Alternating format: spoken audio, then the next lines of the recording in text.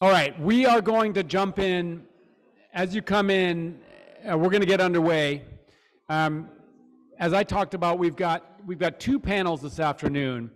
One panel, the panel we're first going to hear from, is Scaling Up Landscape Restoration and Community Protection.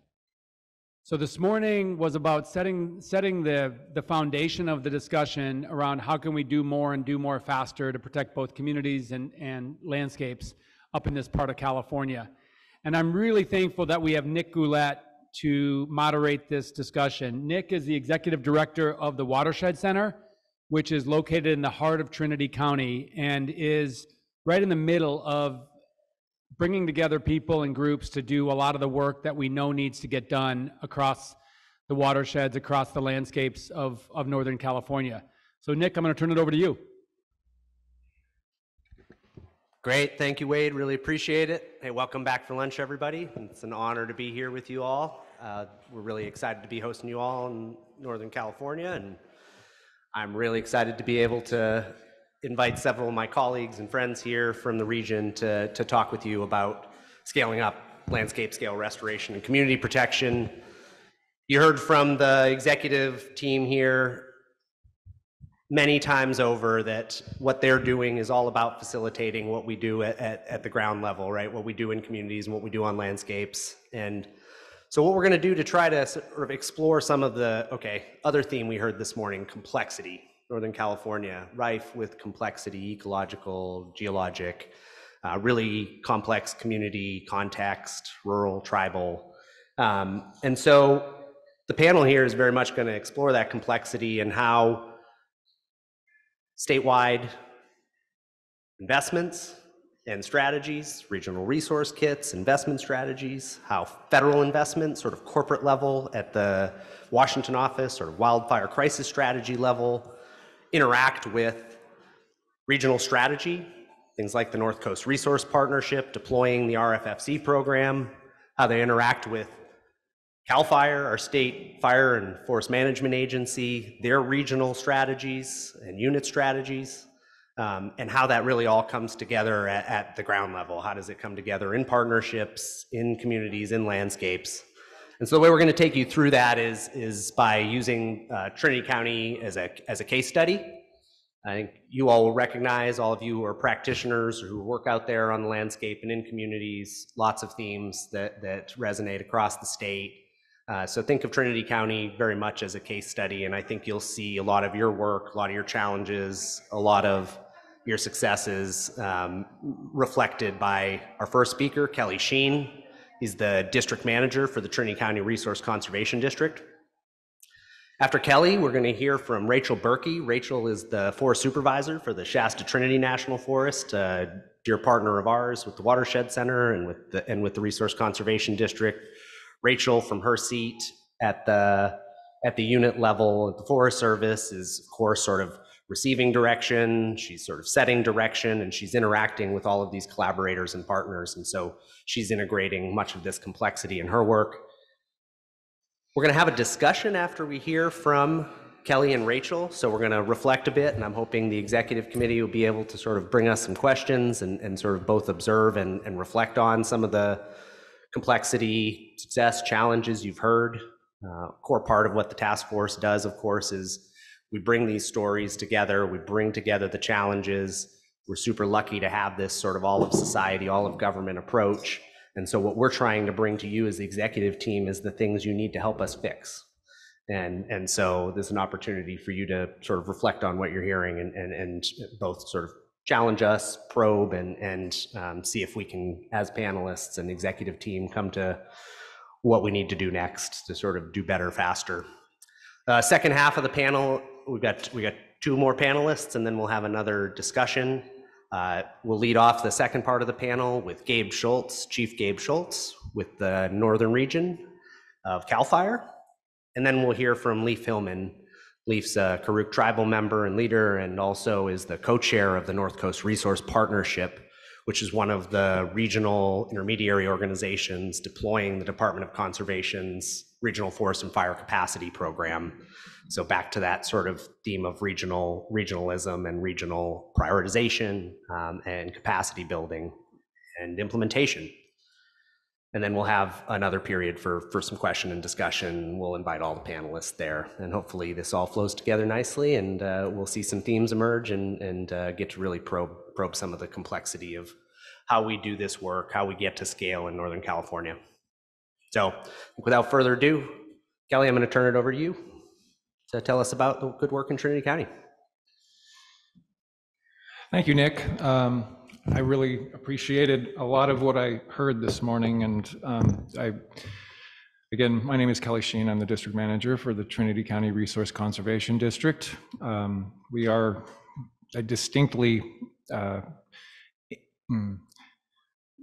we are implementers. You know, our whole focus is getting stuff done on the ground, and so I'm wanting, you know, having heard this morning more about, you know, challenges, you know, at the regional level, at the state level, you know, the complexity of getting this work done. I want to give sort of a bit of a case study through the Trinity County case study as a way to explore how we've been doing this work for the past 24 years. Some of the key themes and topics that we'll talk about today just have to do with the complexity of the landscape in Trinity County, land ownership, the checkerboard, and how that, you know, how that's being navigated as we're moving forward with our partners, and how those partnerships are really key to all the work that we actually, you know, do, and how we accomplish things. How we incorporate community collaboration, because in Trinity County, one of the things that stuck with me from Jana specifically talking about fierce individualists. Trinity County is also full of those sorts of people. The term that I've always heard and used was rugged individualists. But her description of how remote these communities are and how difficult it is to actually provide these sorts of services at scale is totally apt, and I resonated with that very strongly. So I appreciated that. We'll talk a little bit about capacity building and what we've done as organizations, the Trinity County RCD, the Watershed Research and Training Center, you know, some of the local organizations that are actually getting work done on the ground. And then we'll talk about scaling as funding, you know, amounts and the complexity of that funding has increased, both allowing us the opportunity to be able to do the work, but also to you know, really be able to deliver on what it is that we're saying that we're trying to do. So, without further ado, a little bit about myself. I grew up in Trinity County. I went away, came back, went away, came back, went away, and came back, and found that, you know, every person there pretty much has a purpose. You know, in a communities this small, it's easy to find your niche and contribute, you know, in a way that I think the autonomy of larger communities don't have. So, so Trinity County is a remote part of the state, 2.1 million acres, 75% of which is in federal land holdings. And then of the remaining, there's about 12% of it that's in industrial timberlands. So, and, you know, in that landscape, there's 16,000, you know, of those rugged individualists that are actually trying to make their way and protect their families and their homes. And part of what we do as a district is employ those people. You know, as the Watershed Center has also, you know, tried to transition from the post-Northwest Forest Plan kind of impact of the decrease in logging. How do we put people to work in these remote kind of rural areas? So we have 14 Firewise communities within the county, no incorporated cities whatsoever. So everything's, you know, municipally like tied back to the county itself. And I will note that we have, just a couple of years ago, one traffic light So, and that was very controversial, but less controversial. But less controversial than the roundabout that they wanted to put in there. So, so having grown up in Trinity County, there is a, you know, sort of a pride of being in that place, and I'm honored to be able to like serve my community by being there, by actually doing this work and actually helping to, you know, to create a safer environment for our population, for our people, for the environment itself, the animals, et cetera, and I'm very thankful for the opportunity to be able to speak to that today. Our district got involved in this process in about 1999 when the Megram fire hit our county on the northwestern corner there, 125,000 acres. At the time, it was the 6th largest known fire in recorded history. We had, you know, from 1910 to 1999, 320,000 acres of the county had burned, which doesn't look like a whole lot, you know, and when we talk about good fire, you know, again, a lot of these are, you know, not bad fires per se, but what we consider wildfires. So with only 16% of the county had burned at that point. By the time that we get to 2023, we're now, you know, looking at, in just the years 2020 through 2023, well, primarily the 20 and 21 years, 790,000 acres in our county had been affected by wildfire, 40% of the county, just in those 2 seasons. With a total acreage having gone from 320,000 acres to 1.2 million acres. 60% of our county has been affected directly by wildfire. So in 99, there was sort of a void. There was nobody here doing, in Trinity County, doing the work to collaborate and to begin to think about what do we do at a landscape level. So we started talking with people, all the fire professionals at the Forest Service, BLM, CAL FIRE, HSU, fire modelers down in Sacramento, VFDs. We were bringing everybody together to start talk about, like, how do we do this? And so we also discovered that there really wasn't capacity to do any of the work that was needed to be done either. So we sort of stepped in and basically started hiring people to actually do the work on the ground. And we were happy back in those days to you know, get a $10,000 grant from CAL FIRE to do defensible space in a specific neighborhood. But in doing that work over time, we, you know, we built trust, we built partnerships. The people of Trinity County frequently thought we were the county of Trinity, but we're not. We're a special district. We're completely grant-driven and agreement funded. So we rapidly gained, you know, the trust of the people that we were working with, our partners that we were working with, and basically got to a place where those $10,000 grants became $40,000 grants and $80,000 grants and $400,000 grants and millions of dollars of grants. And all the while, the Watershed Center was kind of on a similar track. You know, basically doing the implementation, getting the work done on the ground, and proving to all of our partners that we had the capacity and the capability to do these things.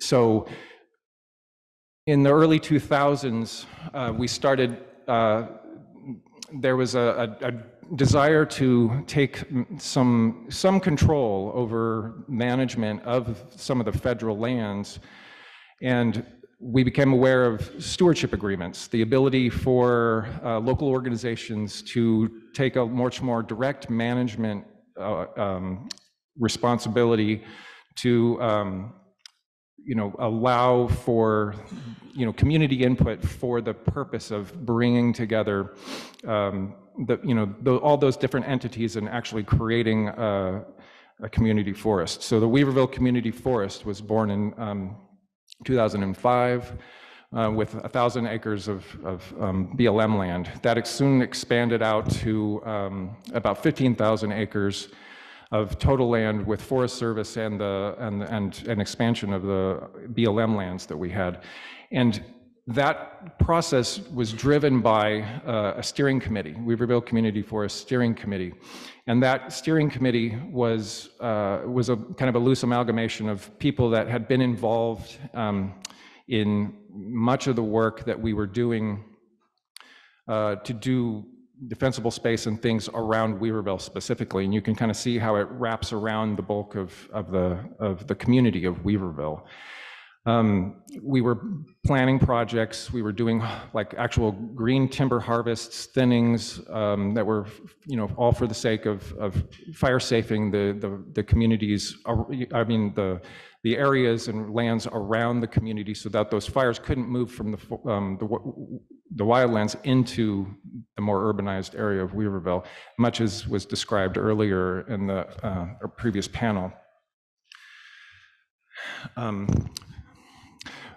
I guess I would basically talk to the point that through these processes, things like the Trinity County Fire Safe Council were born, and our Fire Safe Council is a little bit unusual in that it's not a 501c3, it's just a loose amalgamation of fire professionals, VFDs, interested parties, agency folks.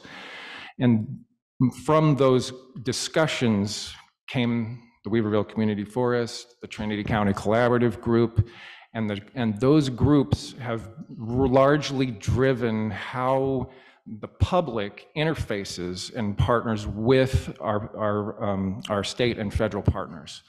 And through that guidance and through the trust that's been built and the work that's being done, we've gotten to a place where, like I said, the work is expanded and the capacity is expanded, and we've been able to put more people onto the payroll, getting this work done in a real formative, like transformative way around our communities. So, and that funding is coming from a diversity of streams at this point. There's, like one of the things that we've pitched in with is Joint Chiefs, and that's sort of led into the wildfire crisis strategy. More recently, community wildfire defense grants. We're partnering with the McConnell Foundation to go after Cal OES and FEMA funding. Obviously, CAL FIRE has been there for us since the beginning. We've partnered for 30 years with the Bureau of Land Management, Bureau of Reclamation, Department of Conservation. So it's been this thing that's grown out and gotten to a place that we couldn't have imagined even 10 years ago, that we would be able to do the kind of work that we're doing at scale now.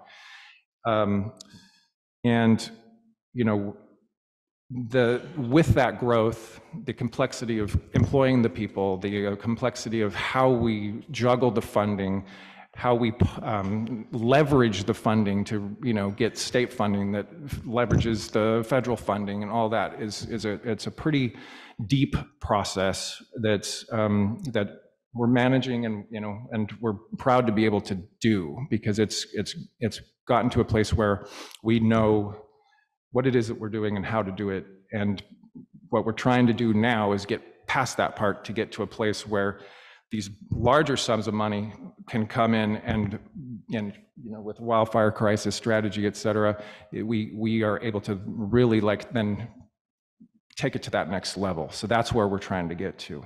So I'll leave it at that. Thanks, Kelly. Appreciate it. Now,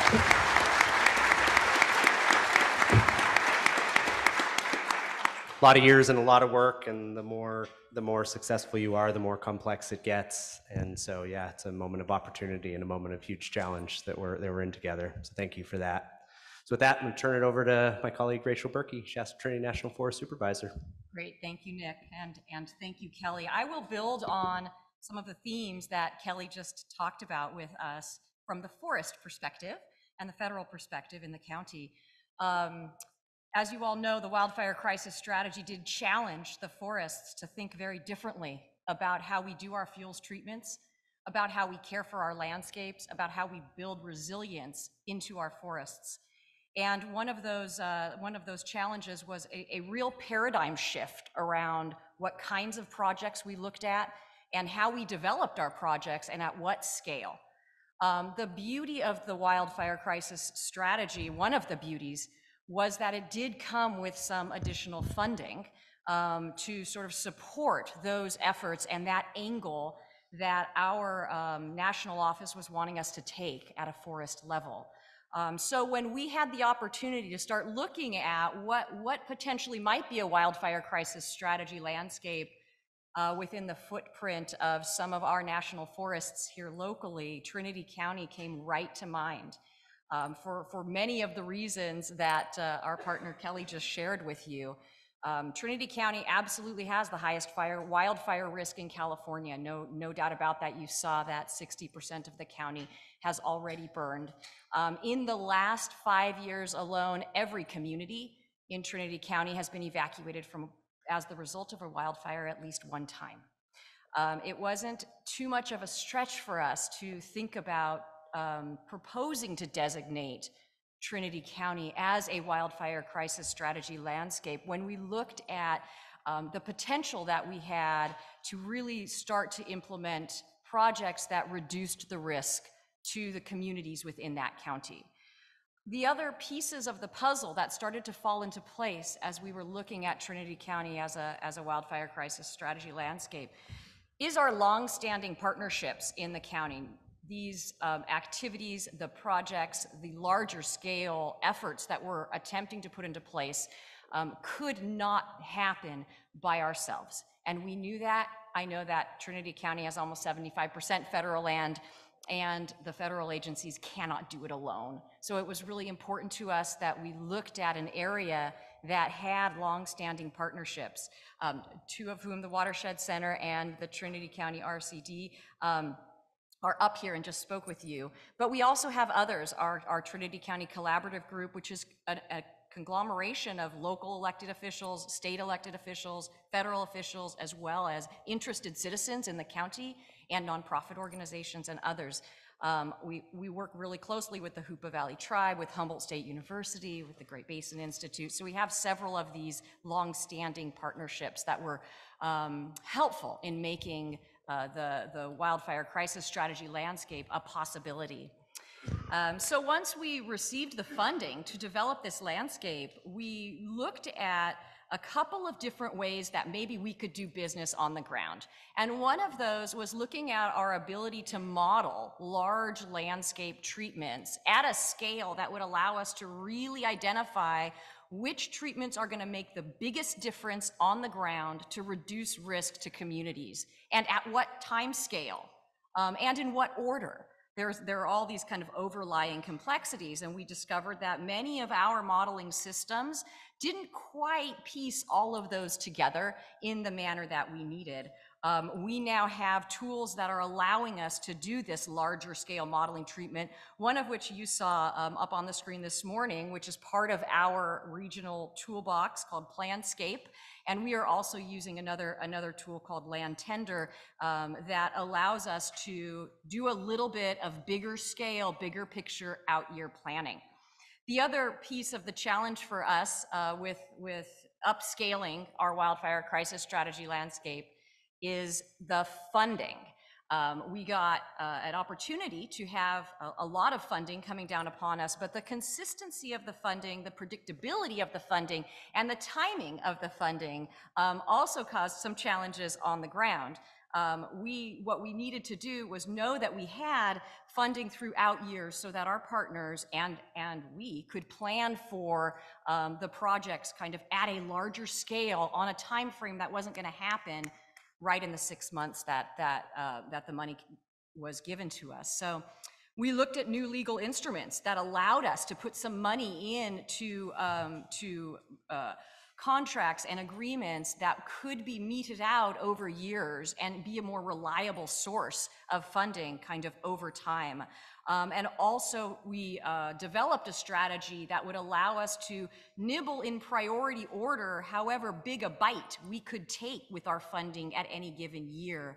And those two tools that we were able to implement have helped to make this landscape such a success. We are now on the back end of the first year of our funding, and we were able to actually implement over 180% of the treatments on the ground that we had intended to and represented that we could do with the funding. So really a wild success in this first year, and we are very much looking forward to continuing that. Thank you.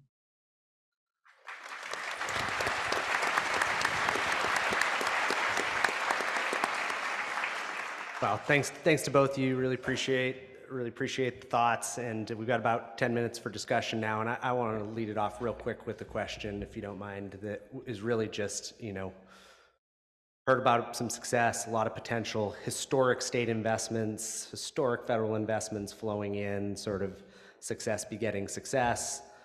What do you see as the biggest challenges in the next year, 2 years of sort of really realizing the potential of these investments?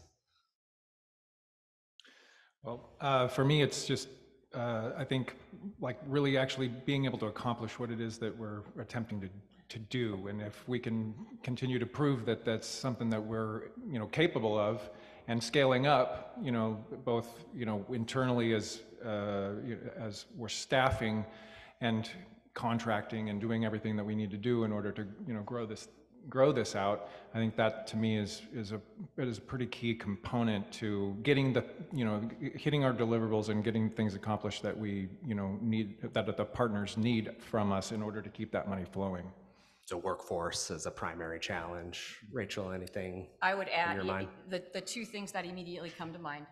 Funding needs to continue and at the right levels, right? Because we are kind of an appropriatedly funded agency of the federal government that fluctuates on an annual basis depending on what the bill that passes allows us to utilize. So funding at the right levels that allow us to stay at the landscape scale.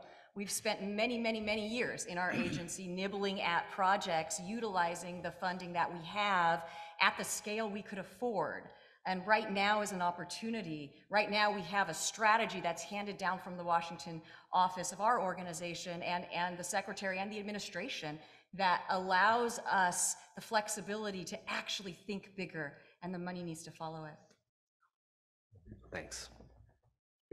Yeah, Maybe I'd start off with two questions. One is to Nick and Kelly and the other's to Rachel. So for Nick and Kelly, you all lead two organizations that are like a lot of organizations in the room, non-governmental organizations. You're cobbling together different sources of funding, working with all of our respective government agencies. We all have our own way of doing things. Just being completely honest, I would love to hear from you. If you had a magic wand, what would you change or improve, whether it's a specific program or a way of working with us? And I think this is an opportunity to have that honest conversation. And then Rachel, for you to think about, we have a historic state and federal funding, public funding, but we know that budgets are going to get big and get small. That's just the nature of public budgeting.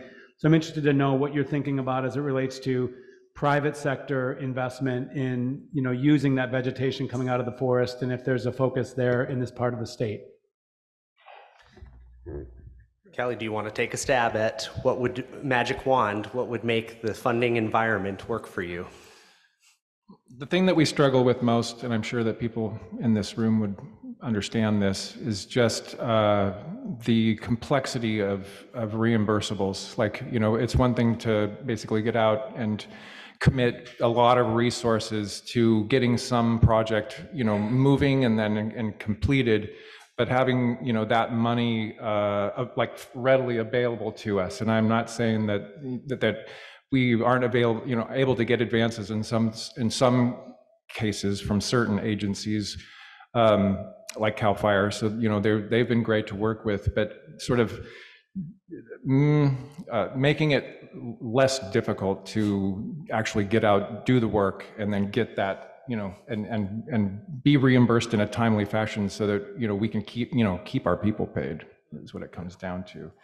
and a streamlining or simplification of the environmental compliance aspect of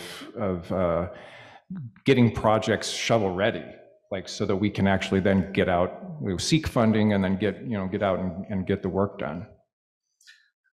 I'll add one more to that. I'm very compelled by the state's vision around block granting, around using regional prioritization plans to sort of streamline the process of delivering funds to projects that have been vetted, prioritized by local partners in sophisticated ways and that have the capacity to implement. And I laud your efforts to sort of figure out how to do that, and some of the pilots that are going on, CAL FIRE making investments in that with folks like NCRP and the other regional intermediaries. And I just can't wait to see how that can work. And so, I'm holding my breath, and I think we all are in some ways. Can it work? But anything that adds efficiency in the sort of delivery of funding so that we spend less time writing grant proposals and more time doing, less time sort of reporting and accounting, which the state is also investing in around sort of automating more of that, and more time doing sort of monitoring, sense making, and adaptive management. And so I'm really excited about some of the developments, and I think the rest of our panel kind of get at some of how we're trying to do that. So Rachel, there was an open question for you. Yes, thank you, Secretary, for the question. One of the pieces that we've been trying to build into our projects is commercial timber aspects of it that will allow us to actually recoup some of that funding through that private industry, and continuing that partnership that we have very strongly on the Shasta Trinity, as well as our neighboring forest, the Six Rivers, that shares our landscape. But the second piece that we're very interested in is the new wood technologies aspect of this as well. And the forests need to have the capacity to be able to really kind of prep that work and ensure the new industries that we can get this off the landscape, that it will be available to them, that we can get through the environmental processes and some of the other planning pieces, that we have the staff dedicated to do that in order to really kind of help that blossoming industry as well. So we have kind of both avenues that we are hoping to be able to take advantage of. And just maybe indulgence for one more follow-up question. What I hear, I was just talking to two colleagues from CAL FIRE, one of the challenges for private investment is the surety of that supply. So you, I think at U.S. Forest Service, have the ability to do these stewardship agreements for 10 or 20 years. Is that actually happening? Is that a tool? How are you able to build the surety for that private investment? We absolutely are using stewardship agreements, and that's exactly what one of the kind of great stabilizers, right, of partnering with us, is entering into one of these longer term agreements that allows us to sort of secure a stream of funding and a stream of forest product that the company can rely on. And I think that is going to be one of the best bets for us moving forward, so that we can actually make sure that our partners, our contractors, and those who enter into agreements with us can really rely on that source being there over time.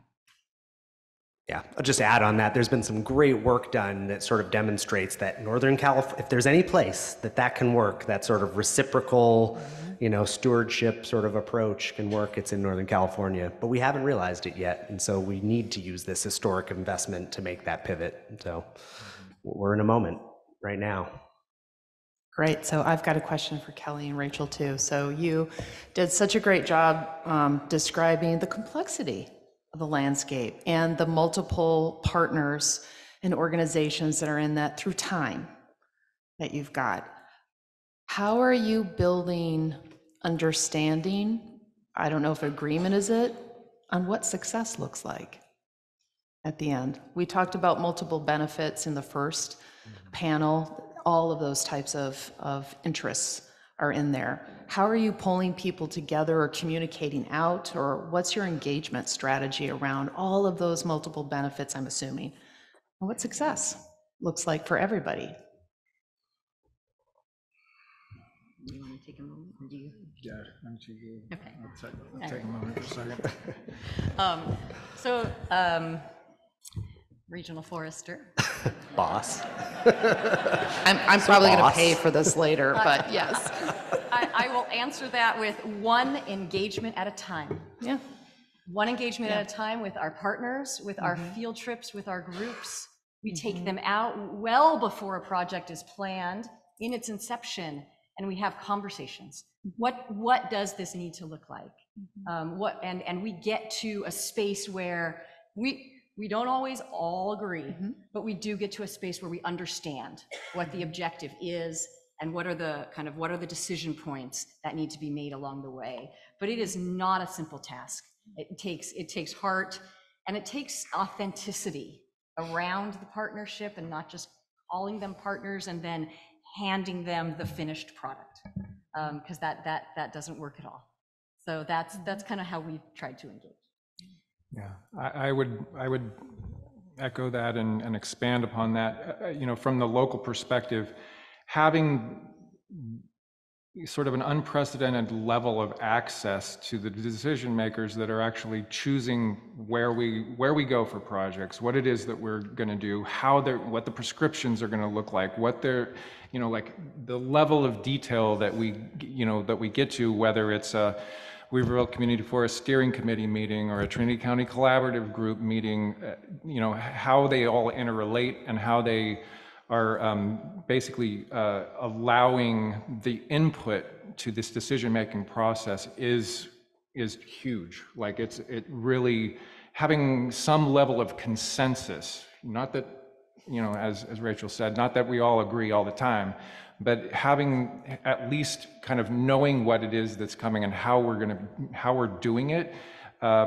And then having, you know, organizations that are trusted, you know, by the community doing the work makes a pretty significant difference in how the public has received the proposal of such and such a project, A or B or C. So yeah, I feel that is, and then when you are able to like basically have that consensus, people just have a better understanding of, okay, yes, this was a successful project. It actually worked. It accomplished the goals that we wanted. And can you tell us what's the relevance of this morning to that conversation? I mean, you're using some pretty sophisticated planning tools, and yet we saw a graphic that says Weaverville, maybe prescribed fire, not so much. We've had enough fire.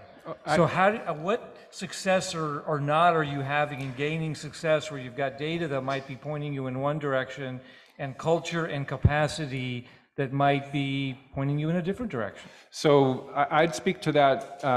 When that came up earlier, we do have a certain sensitivity because there were past prescribed fires that went horribly, burned up parts of Lewiston and other communities. So there's a trepidation for the use of that tool, but through education, through successful, you know, application of those tools are getting utilized more. People are getting more comfortable with them and knowing that, okay, when we have a burn window and we get out and they see a couple plumes of smoke, it gets done and it was all okay. You know, that's building that trust with the public and allowing for more of those larger at-scale kind of treatments to be actually utilized in a meaningful way that they can see a result and know that it's being applied in a respectful and an appropriate way. Thank you for answering that, because that's the social guts, you know, of this whole thing. It's challenging and hard, and we can just learn from you from that. So thank you. Well, great. Thank you. Doug actually wants one. Doug, yep. Yeah, please. Well, I've been waiting for the opportunity to say why the Forest Service made me mad. And and I think under community protection, you know, hopefully you guys can see my connection here. First, late 80s, I burnt land in the Shasta Trinity, not as an arsonist, but hired by the Forest Service. And I realized how beautiful it is up there. You know, maybe not as good as Butte County's forest, but it really is beautiful. And so when I think of community protection, it might be slightly different, but it's definitely part of our plan, and that's, you know, recreation assets. And I don't know if either of you could answer it, But, as we do CEQA for fuel reduction or safety purposes, forest health, I want to make sure that we don't forget that there's the recreation component. And the reason I got mad at the Forest Service was totally based on recreational trails. And I know, like, outside of Reading, the BLM has fabulous trail system.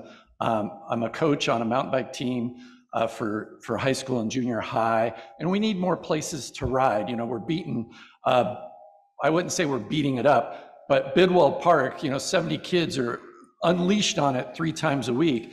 And it would be great to have more opportunity for these kids and for everyone else. So our RCD is dabbling in recreational projects.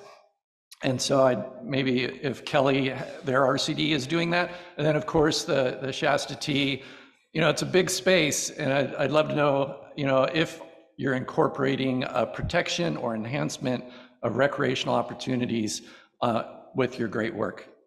That northern portion of the Weaverville Community Forest that I showed earlier that was largely on Forest Service lands, I grew up right adjacent to that, and I was riding my BMX on trails that have become the Weaver Basin Trail System. 60 miles now of recreational trails, the Watershed Center, the RCD. We've been creating trails, we've been expanding trails, we've been pulling more trails into the system with environmental compliance that's been done for that particular area. And so yes, absolutely, and again, it's another one of those assets that we're trying to protect. It's part of the community. The Weaver Basin Trail Systems hosted the World Endurance Mountain Biking race, which is a 24-hour mountain biking race that goes all over the world. And so our RCD has been working with what used to be the Weaver Basin, the Weaverville Basin Trail System Committee that guided the process of developing that particular trail system, and it's now kind of evolved into the Trinity Trail Alliance, and they're doing a lot of the work to actually create the newer segments and converting old ditch lines, historic ditch lines into trails, all throughout that basin. So we've been integrally involved in that for 25 years or more. So yeah, yes. I want to pile on. The Forest Service has been a huge supporter of building recreational trails for all the reasons you just described. And it's even better than that. We're using the trail system as the primary control lines for a prescribed fire strategy that runs through the entire Weaver Basin, most of the Hayfork Basin, the 2 biggest communities in town. Fuels projects, rec projects in the same NEPA that leverage those 2 assets to really great effect for community fire protection, recreation asset enhancement, and we've got a great partner in the Forest Service, Bureau of Land Management. So come ride Trinity. Yeah. When I would just add, add- those are exactly the kind of case studies that we have to lift up and share across the state. Some of us were in Quincy and Plumas County a few months ago where they're trying to do a similar thing in the burn scar of the Dixie, and they were asking just that question: could trail building be combined with shaded fuel breaks, and you can sort of do 2 things with 1 set of funding and provide those primary fire lines. But they weren't really aware, I think, of the work that you were doing. So it's just a reminder to the task force to really share across what's working, because that's exciting. Yeah. Folks who get to join the tour tomorrow, I think you'll be pretty, we're not going to get right down into the basin and look at all of this, but we'll be able to show you from a bird's eye view, and it's really impressive. Yeah. And I would add from the forest as well that some of this funding has allowed us to substantially expand our recreation staff on that side of the forest. So it's been a great kind of coming together in just the right moment of having the projects and the planning and the partnership and the staff to be able to kind of up our game in the rec realm. yeah. Thanks, Sam. Not a question, but I'm just really inspired by the incredible collaboration, sort of the proactive collaboration that we're seeing and hearing from Northern California. It's exactly those kinds of collaborations that the Regional Resiliency Grant I mentioned earlier is created to incentivize. And I really highly encourage you to look at when the round 2, if you haven't applied for round 1, to look at the round 2 grant program where we have about $25 million to actually support something like that.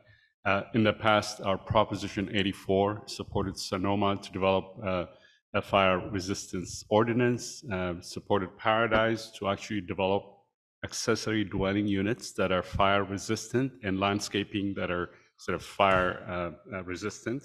And they're implementing those. And these are really critical sort of local level, place-based collaborations that actually should be incentivized. So I'm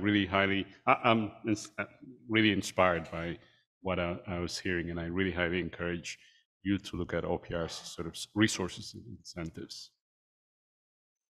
Well, thank you. Thanks to the executive committee for some great discussion, great questions, and to our panelists. We're going to move into the second part of the panel now. So I'm going to pass this on. And of course, the second part, as I mentioned earlier, is meant to sort of crosswalk all of this great local work, this Forest Service sort of unit level work, sort of funneling multiple streams of investment into impact with the regional. And so CAL FIRE, North Region, Gabe Schultz is going to talk with us about some of their corporate strategies and how that's interacting with what we just heard. And then Lee Philman talked to us about North Coast Resource Partnership and some of his work as well. So with that, I'll pass it off to you, Chief Schultz. All right, thank you. So I want to do just a brief kind of history here, just going back just a couple years to try to set the stage of where additional collaboration just has grown from. So over the last several years, we have clearly seen that there's been larger and more damaging wildfires. In 2020, we have the August Complex, just over 1 million acres. The following year, we have the Dixie, slightly just less than 1 million acres. And we look at the largest fires, particularly the top 20 in California history, 13 of them have occurred in the last 10 years. So that's substantial, and that should get everyone's just attention. Now, likewise, we look at 2017, we have the Tubbs fire, and we have 22 lives lost and approximately 5,600 structures destroyed. The following year, we have the Camp Fire, in which we have 85 lives lost with approximately 18,000 structures destroyed. Locally, when we bring it back here just into Shasta County, we have the Carr Fire. That same year of 2018, we have another 8 lives lost and approximately 1,600 homes destroyed. So when we look at most destructive fires, again, just at that top 20 category, 14 of those have occurred within the last 10 years, just again. So that's substantial. That's a significant change when we look at that. Those 20-year charts go back quite a bit of time. Now, we also have since, in the last several years, have seen substantial legislative and governor support changes, such as Senate Bill 9001 and 1260. And along with that comes continuous funding. We have a certified burn boss program. We have an online burn permit process. We have fire hazard severity zone mapping. We have community wildfire mitigation assistance. We also have growth in FireWise community interest. In fact, we have 726 of them recognized right now. That is pretty darn cool because in the nation, California, we represent 1/3 of those communities identified.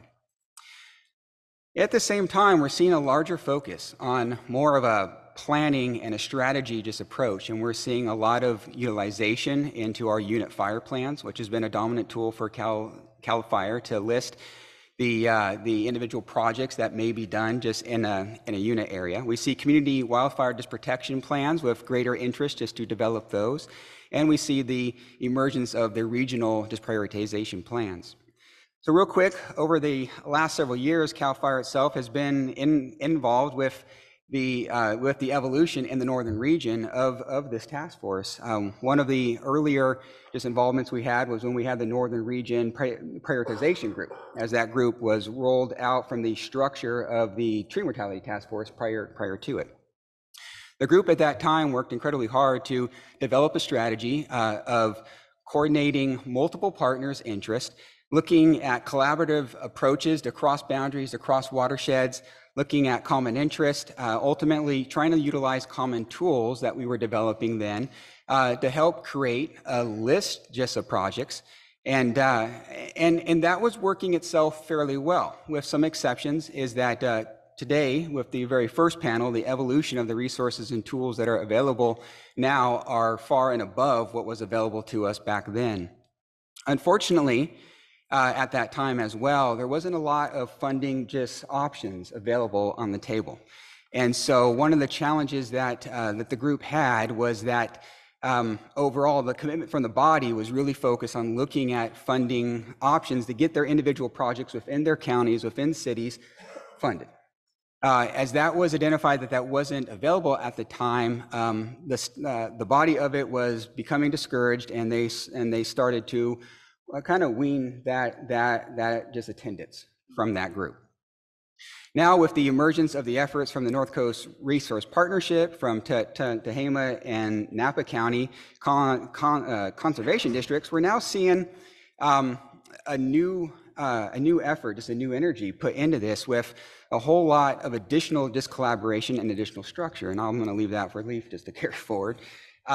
So looking more at specifically with the CAL FIRE side, what I do want to share is some of the successes that we have had. In terms of our grant setting, we have grant agreements with 34 counties, 30 cities, 47 fire safe councils, 33 conservation districts, and 11 tribes right now. Since 2017, this was on one of Patrick's slides earlier, but I just want to highlight it here. In the northern region, we have over 330 wildfire grants with 78 forest health grants. Statewide, we have over 700 grants in the last 5 years. That's tremendous. And other relationships that we have is the Good Neighbor Dis Authority. We have the Fire Disadaptive 50. We have the Craggy Project just north of us here, the Madera Fuels, the project down south, and then the Acorn, which is unique in terms of the National Guard crews just being utilized just on that landscape. So to kind of summarize where I'm at is that the funding that's being offered for us has been used statewide. We try to make sure that every aspect of the funding offered is spent just on really good project work.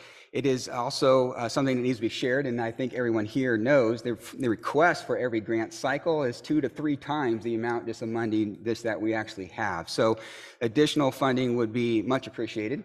And so with that, I'm going to go ahead just and leave it there.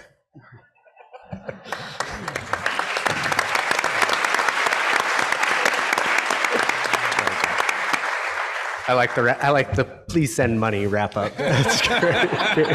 Thanks. And so, yeah, with that, we'll take it to our final panelists, Leif Hillman. Let me ask you a question about that. So you got a ton of money. OPR's got money. DWR's got money. Fish and Wildlife's got money. Do you talk to your regional counterparts at those other agencies? And if not, do we need to do more at the task force to pull together regional representatives of 6 or 7, just within CNRA alone, agencies who have money for regional grants? Because right now, you correct me, you guys are doing that, right? You guys are scrambling and making all those contacts. What more can we do to help make that happen? Recreation's another example. Should we be pulling in? You're scrambling to try to figure out all these, it's wonderful, multi-benefits, but to get multi-benefit projects done, you got to approach half a dozen agencies. Yeah, I love this question, and I actually think it gets at one of the real complexities of spanning scales, not scaling, but spanning scales. That is a lot of what this panel is about, which is, you know, what Gabe just described, that North State planning process that flew out of the task force. All the local entities had to participate in that, as well as being out there applying for the grants and doing that work. North Coast Resource Partnership, you know, got a regional prioritization planning process. We got to participate in those processes to make sure our things feed up into that while still collaborating and doing the local planning and partnership work. And so I think finding the efficiencies, right, that help us as local operators spend our time on local operating and trust that our priorities are flowing up in, and that there's going to be synergies found at whatever level they need to be found. If they're funneling through the regional intermediaries, that could be great for us. If it's sort of interagency partnerships that then funnel them or don't funnel them through intermediaries, that could work. And so I think what you just described, Patrick, is sort of what we would love to see sort of happening to make our lives easier, and to the extent that we don't have to show up to all those meetings, right? We've got the systems that are feeding our priorities up into you. You're able to sit and see them from your seat and then think about how to leverage your investments. Like that's a beautiful thing that I think we're all working towards. So. And I would just add, Patrick, I think that's a responsibility that we have at our agency level. To me, one of the great challenges of government or big organizations are silos. So it used to be that, you know, CAL FIRE was siloed from our state conservancies or RCDs.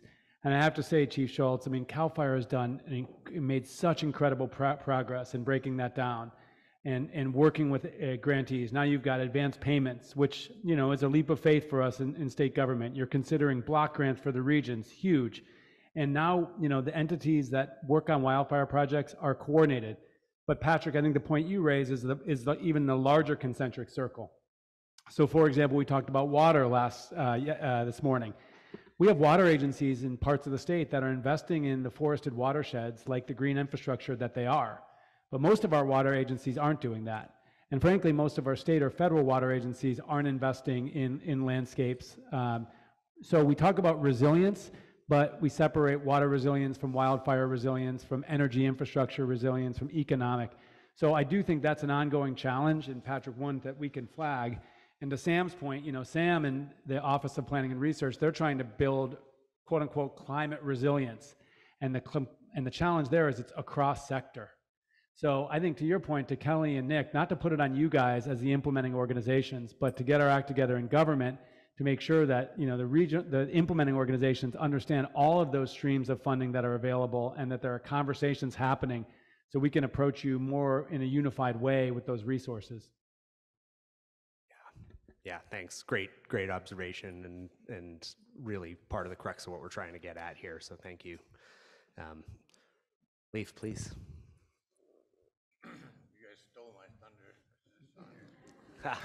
You guys stole my thunder. Actually, the North Coast Research Partnership, I think, is a great entity that attempts to do all of the things that are being discussed here. Delivery of water resources programs at the same time, you know, resilience, whether it's wildfire, water resources, energy infrastructure, all of those things are priorities of the North Coast Resource Partnership. Anyway, my name is Leif Hillman. I'm the co-chair of the North Coast Research Partnership, and I'm honored to be here today and speaking a little bit on behalf of the North Coast Research Partnership. But I'm sorry to say that Karen Gaffney, our director of development, was feeling under the weather, and so she's not able to be here, and I'm afraid I'm a poor substitute for her. And so I'm just gonna give a little bit of background real quick on the North Coast Resource Partnership, who's co-hosting this meeting here today. And I just want to thank the task force for being here today, for all of our great partners who are here represented today. Secretary, I appreciate your words today. Our great partners at the Forest Service, I see some very familiar faces. I've met some new ones today. Really appreciate those partnerships that we have on the regional level. As I said, Karen was originally slotted to speak here to talk about NCRP's ongoing efforts to identify the shared challenges that we have throughout the region and integration of our federal, state, tribal, and local partners to put projects on the ground.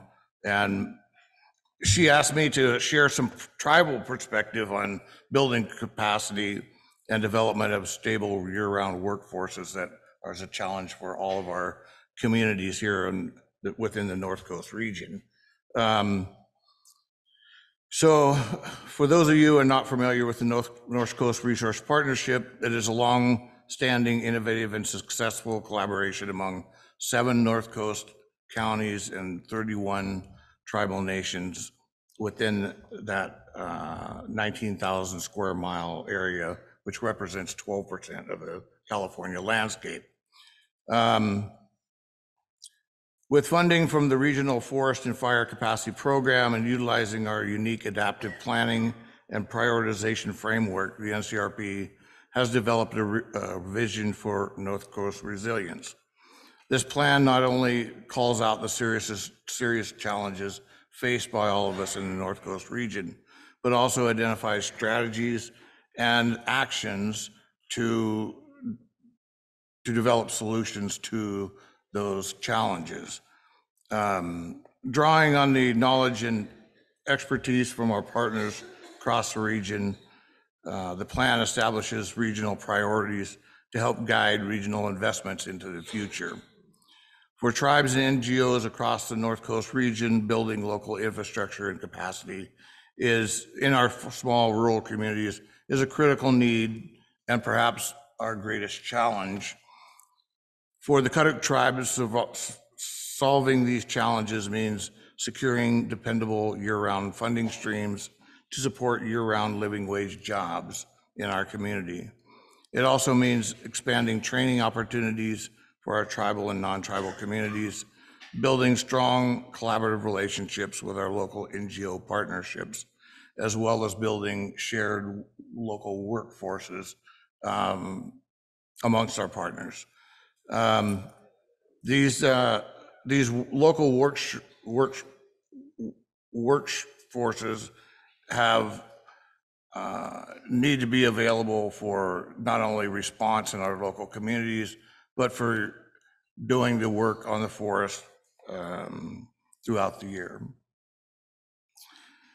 While the numbers are still small and represent modest gains, together with our local agency and NGO partners, the Kuduk tribe has developed a stable and dependable 20-person Type 2 initial attack capable module, as well as Type 1 dozer and excavator resources, water tenders, and 4 Type 6 engines, and 2 five-person fire management modules. Having these resources are available not only for initial attack locally during fire season, but for prescribed fire assignments, as well as forest health projects throughout the year. And just on a personal note, I just wanted to say that while I recognize a lot of faces here in the room today, and I attempted to retire about 3 years ago, and as you can see, without great success, but nonetheless, I'm here today, well, because Karen got sick, but besides that, I'm here today because I believe in the work of the North Coast Research Partnership, and I believe in the importance of that work. The regional collaborations that have been built over the last few years are something I couldn't walk away from. I think the work is too important, and so you guys have to deal with me for a little bit longer. But I'm happy to be here and honored to be asked to fill some shoes that, frankly, I'm not really prepared to do. But I am honored to be here and honored that the North Coast Research Partnership can play a substantial role in solving these crises in our communities. So thank you for that opportunity to speak to you today, and glad to meet some new partners. So thank you. Yeah. Thanks, man.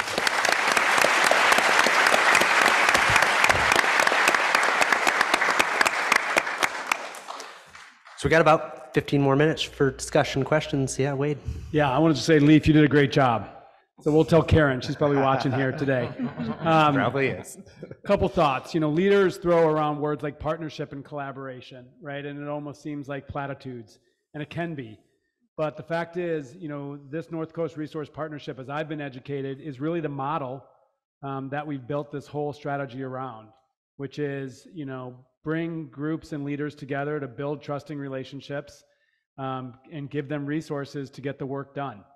And I think the North Coast Resource Partnership is really the first pilot project or pilot entity to get a big block grant from CAL FIRE. And it's basically because you guys have shown that you can get it done, that it's not words, it's deeds.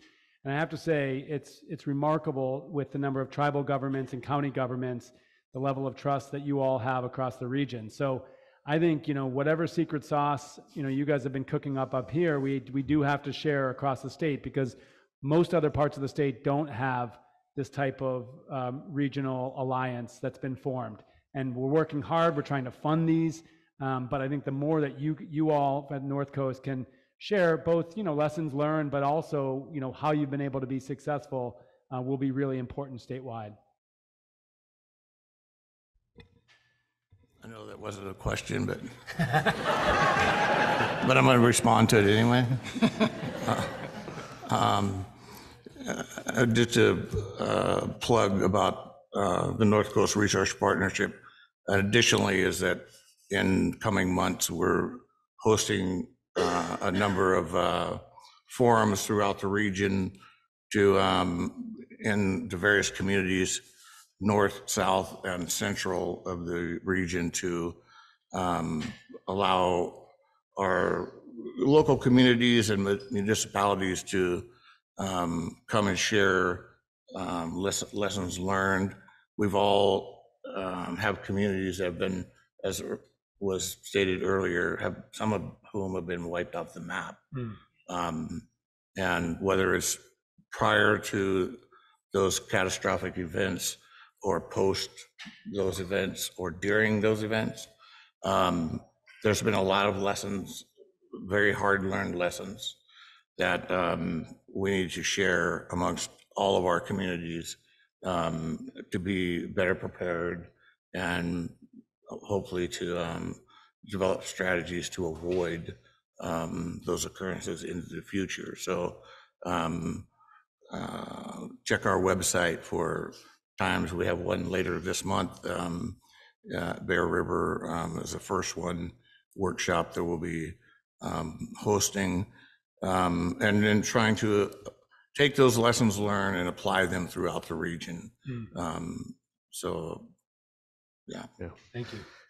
If you wouldn't mind me adding a couple things about NCRP, because there's two other secret sauce ingredients that I think are really, that we've sort of alluded to them, but they're really important, and I think relate back to whether the state of California is going to be comfortable block granting money, right? Why should they trust us? And it's sort of governance, and a deep focus on kind of equity, in the North Coast Resource Partnership, right? The major governments, the major tribes have a seat at the table. They make decisions together.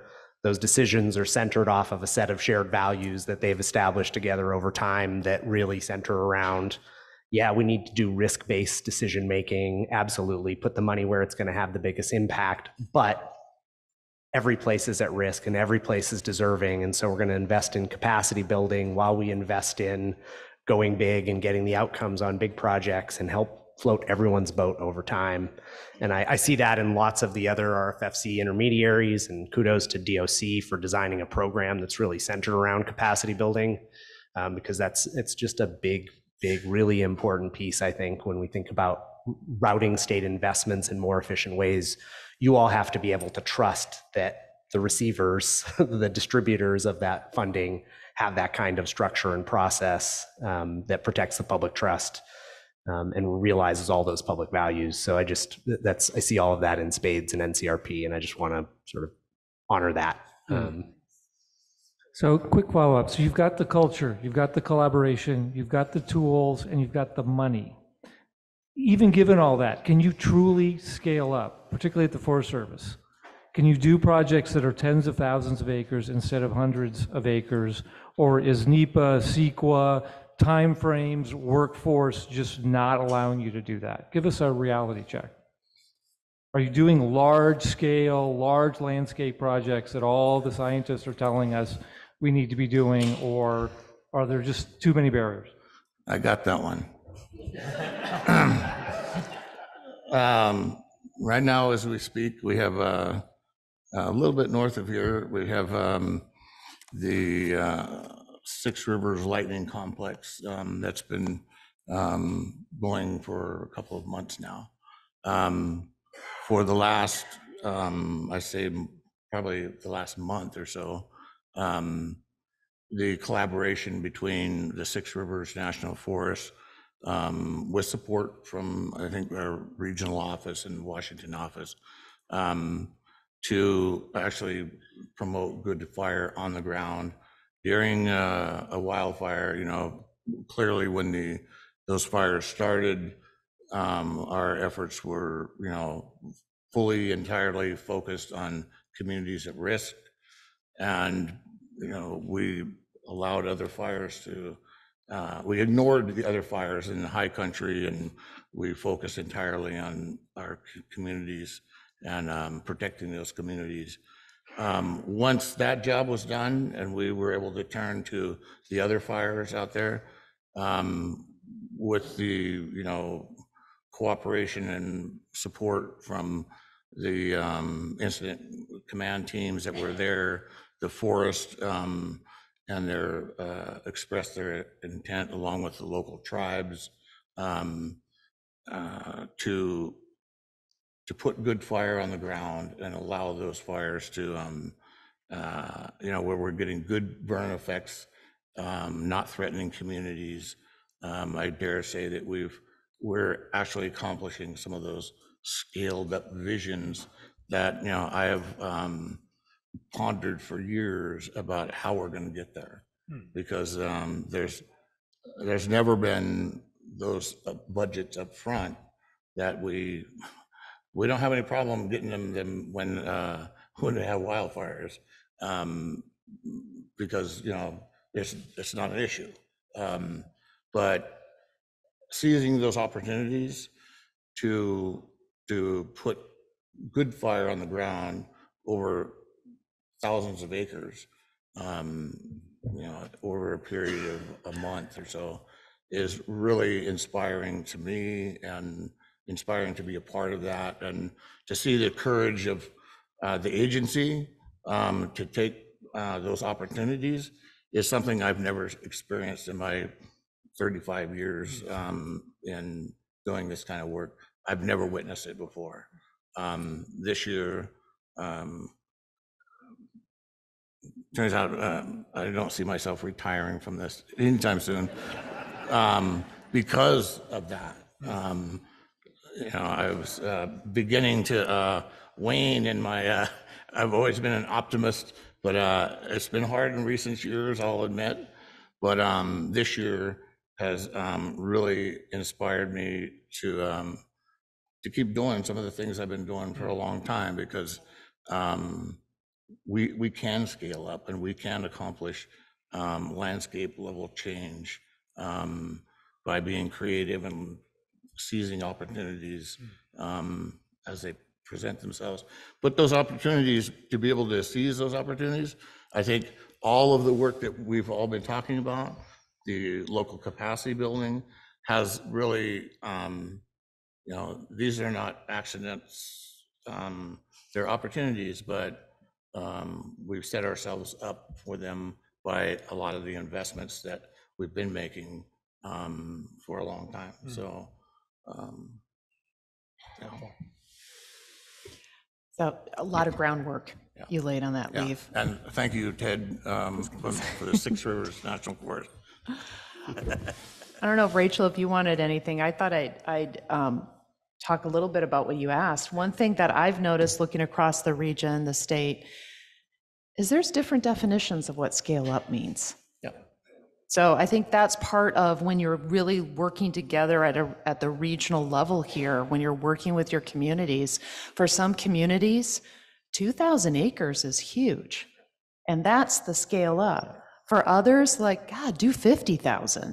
And so I think that's what's so valuable about being able to work together and have that ground up development of what that looks like.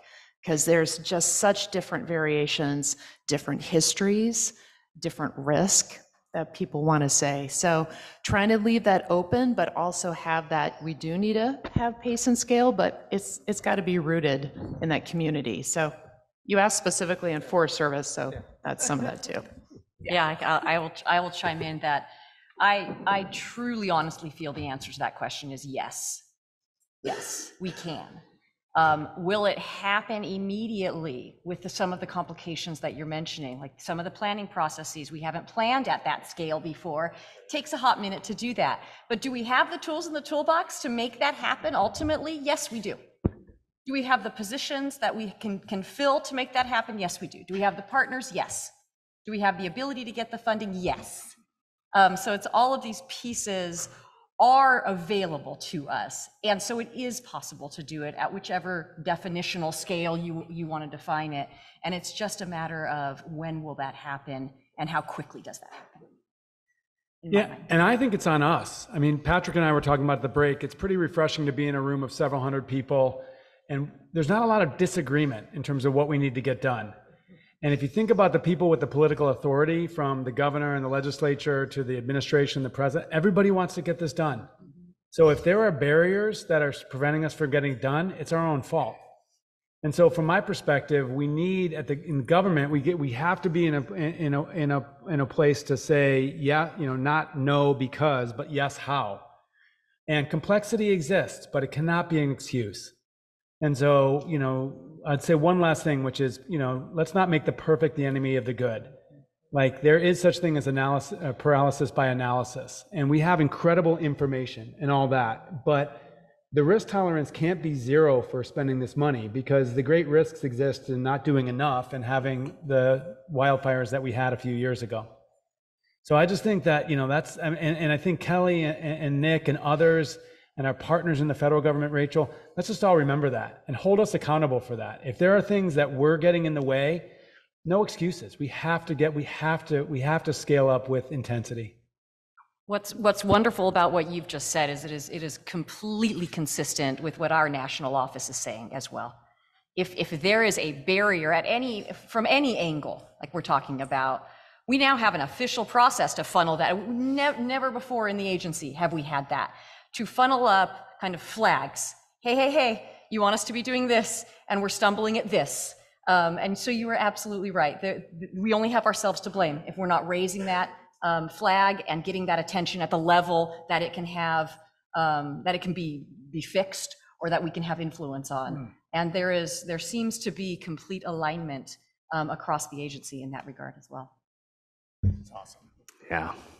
Well, wonderful. Thanks for taking it home, everybody. It was great. My dear friend, Will Harling, who's not here today, but who Leaf knows well, talks a lot about how the only way to sort of tackle this is to co-manage risk, to share responsibility, and ultimately we share in the successes. And if we fail together, and we solve it together. And to me, we're doing that across scales at the all of society level. So just such an honor to present this panel to all of you, to the task force, for the executive committee, for all the deep work and thinking and commitment, and to our panelists. So give them a big hand for the good work they do.